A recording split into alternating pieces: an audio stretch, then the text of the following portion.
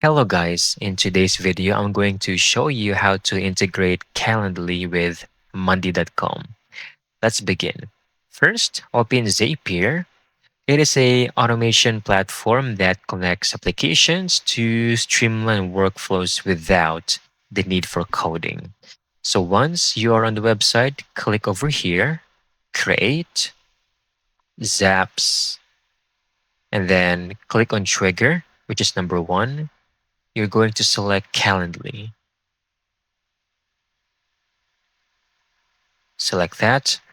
And right here, you're going to fill in all of the necessary information. Trigger event, do that, connect your account, which is super important. Just log in with your email or with your Gmail account or even with Microsoft. Once that is done, complete the configuration process and the test, and then click continue. Number two, which is action, we're going to use Monday or select Monday. That's what I meant. Then same, you're going to choose the action event, connect the account. Here you're going to use your API key, use it in here, paste it, click OK to confirm.